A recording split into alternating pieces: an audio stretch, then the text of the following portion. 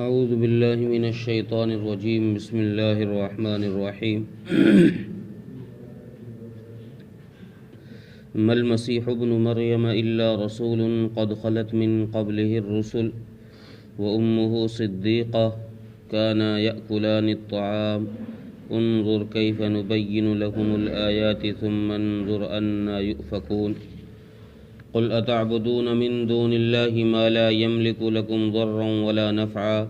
والله هو السميع العليم۔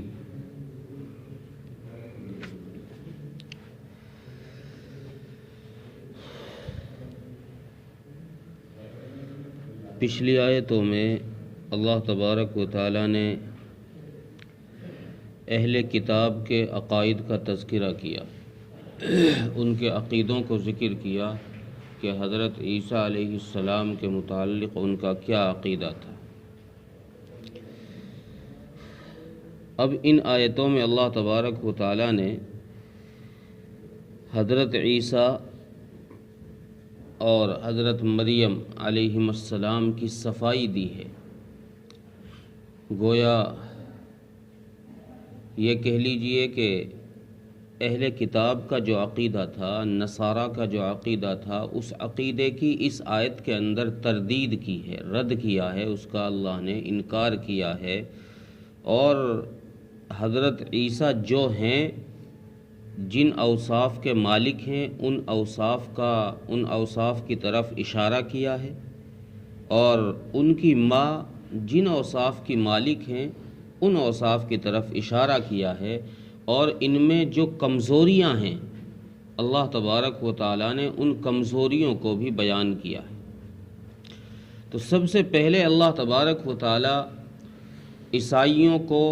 نصارہ کو جواب دیتے ہوئے ان کے جو عقیدے تھے کہ اللہ تین میں کا ایک ہے، اور اس سے پہلی آیت میں دوسرے فرقے کا عقیدہ یہ تھا کہ تین ملا کر اللہ ہیں۔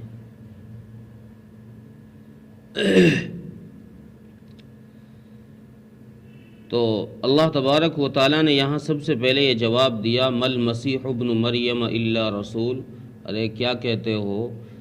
حضرت عیسیٰ سوائے رسول کے اور کچھ نہیں۔ یہ اللہ نے جواب دیا کہ جیسے باقی رسول تھے، پہلے ہم نے باقی رسولوں کو بھیجا، بہت سارے رسول آگے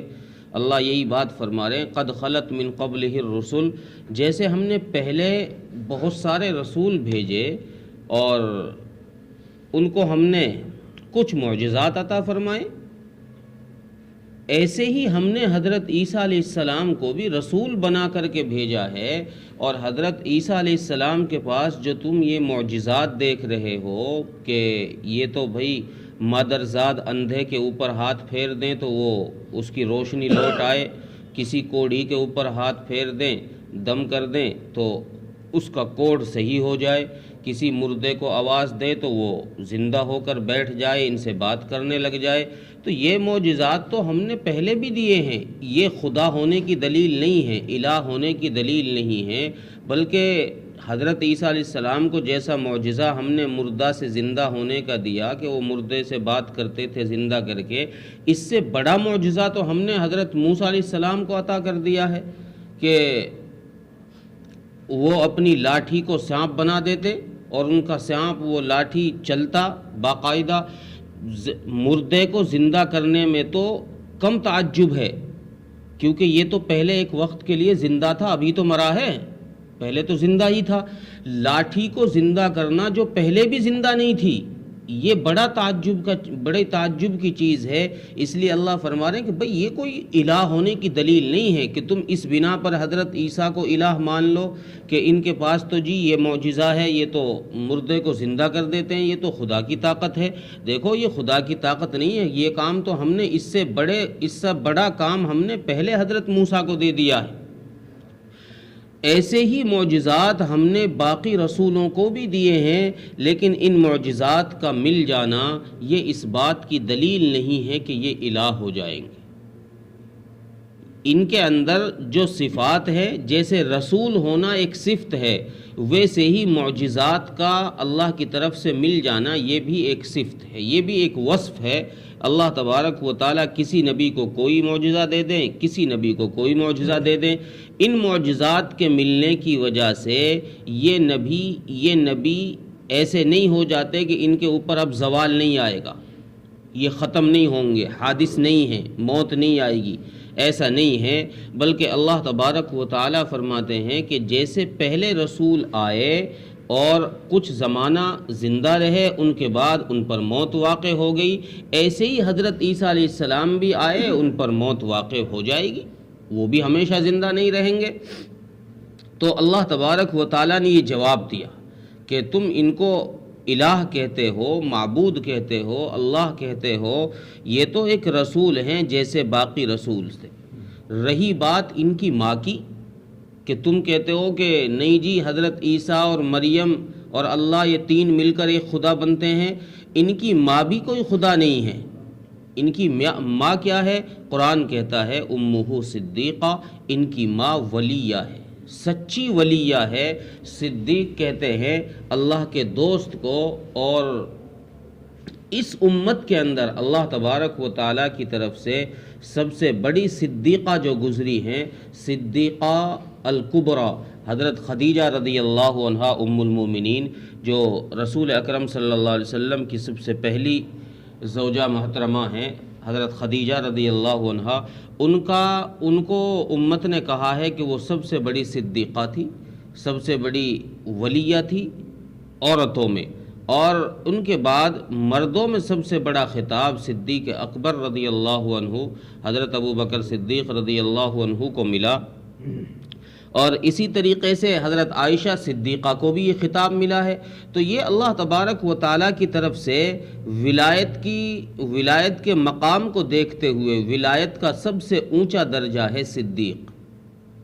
تو اللہ تبارک و تعالیٰ نے اس طرف اشارہ کیا ہے کہ حضرت مریم بھی کوئی نبی نہیں ہے، اور نہ ہی یہ خدا ہے، نہ ہی یہ الہ ہے، ان کا مقام صرف اللہ کی نظر میں ولی کا ہے، دوست کا ہے، یہ اللہ کی ولیہ ہے، اور اس کے علاوہ ان کا کچھ نہیں ہے۔ اب آگے اللہ تبارک و تعالیٰ نے یہاں تک تو دونوں ماں بیٹوں کی صفائی یہ پیش کر دی کہ ان کے اندر یہ وصف ہے۔ بیٹے کے لیے فرمایا کہ بیٹا رسول ہے، ان کے پاس جو معجزات ہے یہ وصفی ہے، اور ماں کے لیے اللہ نے فرما دیا کہ ماں بھی کوئی الہ نہیں ہے، ماں صرف ولیہ ہے، اللہ کی ولیہ ہے۔ آگے اب ان دونوں کی کمزوری کیا ہے؟ ایسی کمزوری بیان کی جا رہی ہے جو الہ کے اندر نہیں ہو سکتی، خدا کے اندر نہیں ہو سکتی۔ آگے اللہ فرما رہے کانا یاکلان الطعام، یہ دونوں کے دونوں کھانے پینے والے ہیں، الہ کی یہ صفت نہیں ہے۔ الہ وہ نہیں ہو سکتا جو کھائے بھی پیے بھی، جس کو حاجتیں بھی ہوں ضرورتیں بھی ہوں، وہ الہ نہیں ہو سکتا۔ اس لیے اللہ تبارک و تعالیٰ نے یہاں دونوں کی کمزوری بیان کر کے فرما دیا کہ یہ بھی الہ نہیں ہے۔ جب ان کے اندر کھانے کی حاجت بھی ہے، پینے کی حاجت بھی ہے، جب یہ دونوں وصف ان کے اندر موجود ہیں، یہ دونوں کمزوریاں ان کے اندر موجود ہیں، تو پھر یہ دونوں کے دونوں الہ بھی نہیں ہو سکتے، خدا بھی نہیں ہو سکتے۔ تو پھر اللہ تبارک و تعالیٰ نے آگے فرمایا کہ دیکھو ہم کس طریقے سے ان اہل کتاب کے لیے دلیلیں کھول کھول کر کے بیان کر رہے ہیں، ان کے لیے ہم دلیلوں کو کس طرح واضح کر رہے ہیں، جن سے پتہ چل رہا ہے کہ یہ ماں ولیہ ہے، بیٹا رسول ہے، اس کے علاوہ یہ خدا نہیں ہے۔ اللہ تبارک و تعالیٰ نے یہ صاف کر دیا دلیل دے کر کے کہ دیکھو خدا ہونے کے لیے ضروری ہے کہ وہ کسی چیز کا محتاج نہ ہو۔ یہ تو ماں بھی کھانے کی محتاج ہے، بیٹا بھی کھانے کا محتاج ہے۔ ایک دن اگر کھانے کو نہ ملے تو پیٹ پیٹنے لگ جائیں گے۔ جب کھانے کی حاجت اگر آدمی کو ہوگی تو وہ اس کو اگر وہ حاجت پوری نہ ہو رہی ہو، کھانا نہ مل رہا ہو، تو ایک دن کھانے سے کسی کو روک کر دیکھو کہ کیسے پیٹ پیٹتا ہے، شام تک کیسے پیٹ پیٹتا ہے۔ اللہ وہ ہے کہ جس کو کسی وقت بھی کھانے کی حاجت نہیں ہے، کسی وقت بھی کھانے کی حاجت نہیں ہے۔ اس لیے اللہ نے فرمایا کہ ہم ان کے لیے ایسی دلیلیں کھول کے بیان کر رہے ہیں کہ کم عقل سے کم عقل آدمی بھی یہ بات سمجھ جائے گا کہ ہاں یہ الہ نہیں ہے، یہ خدا نہیں ہے۔ لیکن اللہ فرما رہے ہیں لیکن پھر بھی یہ بیوقوف پتہ نہیں کہاں کدھر لوٹ کر جا رہے ہیں، الٹے پیر پھرے جا رہے ہیں، پھر بھی یہی کہے جا رہے ہیں کہ نہیں جی خدا یہی ہیں۔ یہ کبھی کہتے ہیں خدا کے بیٹے ہیں، کبھی کہتے ہیں کہ خود ان کی ذات کو ملا کر کے خدا بنتا ہے۔ تو اللہ فرما رہے ہیں کہ نبی جی آپ ان عیسائیوں سے، آپ ان اہل کتاب سے کہہ دیجئے کہ تم لوگ کیوں ایسی چیز کی عبادت کرتے ہو، ایسی چیز کو پوجتے ہو، ایسی چیز کو خدا مانتے ہو جو تمہارے نفع اور نقصان کی مالک نہیں ہے، جو تمہارے نہ نقصان کی مالک ہے نہ تمہارے نفع کی مالک ہے۔ حضرت عیسیٰ علیہ السلام کو تم خدا مانتے ہو، ان کی پوجا کرتے ہو، ان کی عبادت کرتے ہو، یہ تو اگر تمہیں کوئی تکلیف پہنچ جائے اس تکلیف کو نہیں دور کر سکتے، اور یہ تم کو کوئی نفع پہنچانا چاہیں، اللہ کی اگر رضا نہ ہو تو یہ تمہیں نفع بھی نہیں پہنچا سکتے۔ تمہاری ان سارے اعمال کو، تمہارے ان سارے کرتوتوں کو، سارے افعال کو اللہ رب العزت دیکھ بھی رہا ہے، جان رہا ہے اور سن بھی رہا ہے۔ جو تم باتیں کہہ رہے ہو یہ اللہ کے علم میں بھی ہیں، اور اللہ تمہاری باتوں کو سن بھی رہا ہے کہ تم کیا بکواسیں اللہ کے نبیوں کے بارے میں، اللہ کے برگزیدہ بندوں کے بارے میں کر رہے ہو۔ اس کا حساب قیامت کے دن اللہ تبارک و تعالی تم سے چکتا کر لیں گے۔ ترجمہ دیکھیں، مل مسیح ابن مریم الا رسول، حضرت مسیح علیہ السلام، مسیح ابن مریم سوائے رسول کے اور کچھ نہیں ہے۔ قد خلت من قبلہ الرسل، جیسے ان سے پہلے بہت سارے رسول گزر چکے، وامہ صدیقہ، اور ان کی ماں، ان کی اماں سچی ولیہ تھی، کانا یاکلان الطعام، اور وہ دونوں کے دونوں کھانا کھاتے تھے۔ انظر کیف نبین لہم الآیات ثم انظر انا یؤفکون، سو دیکھو کس طرح ان کے لیے ہم نشانیاں کھول کھول کر کے بیان کر رہے ہیں، پھر بھی دیکھو یہ کدھر الٹے پاؤں پھرے جا رہے ہیں۔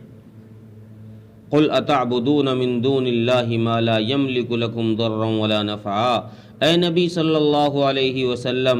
آپ کہہ دیجئے ان سے کہ تم کیوں ایسی چیز کی عبادت کرتے ہو جو تمہارے نہ نقصان کا مالک ہے نہ نفع کا مالک ہے۔ واللہ هو السمیع العلیم، اور اللہ وہ ذات ہے جو سننے والا بھی ہے اور جاننے والا بھی ہے۔ اللہ تعالیٰ عمل کی توفیق عطا فرمائے۔